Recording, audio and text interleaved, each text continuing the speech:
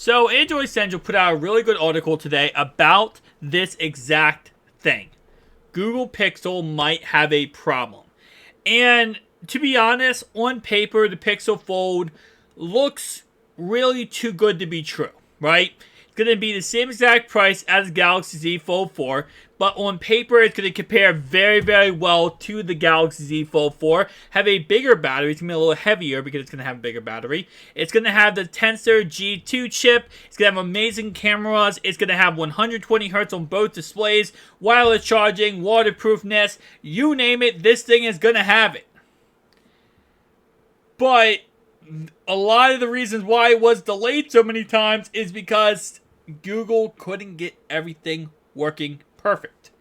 See, the difference between Google and Microsoft is Microsoft will have a product like the Surface Duo 1 that isn't complete, isn't ready to go, and just shove it out to get it out after delays because they just want a product out there and they don't care if it fails, flops, or goes through. Here's a good example of how bad Microsoft is. 50% of their Xbox 360s, the original fat models, broke because of the Red Ring of Death. And 50%, get on, 50% of them broke because of that. And all the Red Ring of Death was, in reality, was they should have used a different level of thermal paste. And it was a different cooler they could have used to fix all those problems. Any other company would have absolutely been destroyed and done, and end of story, get out of here, your company's bankrupt. Microsoft, they're Microsoft. So Google isn't like that. Google wants to make sure when they put out this Pixel Fold, it is perfect. That's why it's been delayed so many times. It's been delayed from 2020 to 2021 to 2022. Now we're talking about in 2023, and we still don't have a release date. Based on speculation, it's supposed to come out sometime in the next couple months, but that's not even confirmed. That is just speculation. And while, yes, we saw leaked models or leaked units, it doesn't matter at all if it's not coming out anytime soon. Recently, we saw the Tensor G2 chip on the Galaxy S23 Ultra. And after its launch on the Google Pixel 7 Pro, a lot of people were not really happy about it. They weren't. And if we see the Pixel Fold come out and it comes out at $1,800, you want to see the Tensor G2 chip at its maximum, capacity. You want to see it blazing through. Because the only way Pixel Fold is going to be successful is it has to be the device that breaks the mold. That breaks the narrative that, well, you don't really need a Pixel Fold because you don't need a foldable device because you can use Candy Bar cell phone and do pretty much the same concept. It's just a tablet. Go buy a tablet if you want a tablet. This has to be the game changer. And while on paper has everything you need, we just need to make sure that, Google needs to make sure it's perfect before they release it. Here's the next problem. Screen durability, screen size, all that stuff. Talked about it before. The screen has to work. What I mean by that is that, Samsung has taken 4 generations of phones, Galaxy Z Fold series, to perfect their screens. Now, while Samsung is manufacturing these screens for the Google Pixel Fold, this is not 4 generations of screens. It's not. So that's another big problem. And then the next thing on this article talks about is, did Google miss its window or should they wait even longer? And this is why there might be delays. Right now, there is no market for foldable phones at $1,800. I hate to tell you that, it just simply isn't a thing right now. I've said this many times how the foldable phone industry was booming, and Microsoft took an absolute dump and ruined the whole industry because they decided to put out a dumpster fire in what's called the Surface Duo 2. Well, I love this device, absolutely love it. It was not successful because Microsoft lacked actually caring about the device. And because of that, you never got that true competitor with Samsung. Samsung right now has a monopoly over the whole entire industry. Oppo is fighting, but Oppo is just a little dog in the whole grand scheme of thing. I like to think Oppo is like the small, mac and cheese companies going against Kraft mac and cheese. Yeah, at the end of the day, you might say, well, Oppo is still fighting. They're still fighting. They're like an elementary school fighting a high schooler. It's not going to really compete that well, and that's why they're not international, because they can't go international. International as in United States, the western side of the world. They are in European countries plus China, but in the western side of the world. Microsoft was the real big competitor, and now Google is joining that race. They're joining a race that Apple themselves are refusing to join. I don't know how I feel about it. I really don't.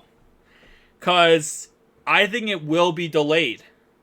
If I'm Google, I'm not releasing this until the Surface Duo 3 comes out. Surface Duo 3 is going to come out probably this August, this September. It's going to have one foldable display, a lot like all these other devices, like the Z Fold 4, like the Google Pixel Fold, like the Oppo Find N2, like the Vivo phones, like now we just saw the Tenko phone recently. All these phones, it's going to be very similar to that. It's going to come out at probably a $1,700 price tag, the Duo 3. That's when I would release the Google Pixel Fold.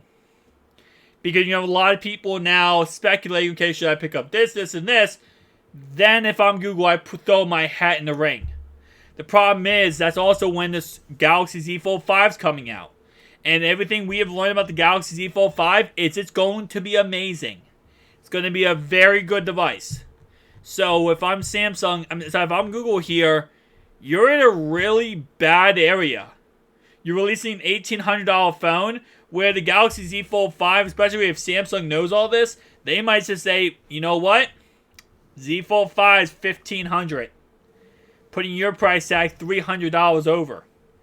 And unless you can completely show us benchmarks and how crazy the G2 chip is, I don't know, man. And then obviously, as they said in this article about the G3 chip, which at this moment in time could come out with this phone this fall. That's another thing you could do. You could pair the G3 chip with the Google Pixel Fold this fall, rather than pushing it out early summer and watching it flop. There's just so many problems that this is why I'm so speculative about the Google Pixel Fold. I want to see it successful because I want Microsoft to get their butts back in the ring, and I want Google and Samsung now to have competition. Competition is best for the consumer. Competition means we get the best products possible.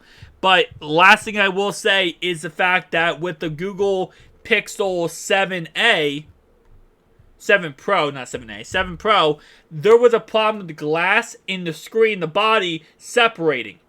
You can't have that happen.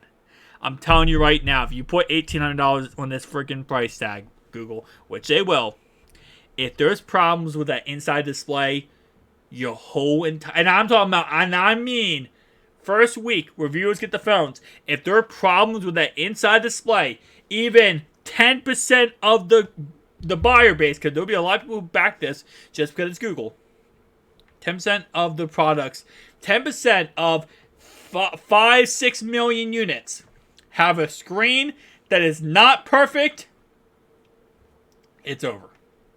If I get on this channel and talk about how there's a Verge article or a CNET article or, an Android, Windows Central, MS Power User, whatever, 9to5 Google, talking about how some people's screens are not perfect and actually breaking, it's over. And this is not really Google's fault. This is more or less a fault of Samsung / previous companies trying to make foldable phones. That if you get into this industry and it's not perfect, it's not we'll get it better next time, we'll fix the problem. People will leave. People will leave your phone behind. They won't stick with it because of how many problems in the past. It's the mentality that if it looks like a duck and quacks like a duck, it's probably a duck. That's how a lot of people see the foldable industry now, where they're scared to get into it because they think they're wasting their money. And the last thing you need if you're Google here, is to be in that situation. There's not much you can do about getting out of it either. Thank you guys for watching. I'll see you guys next one. Peace out.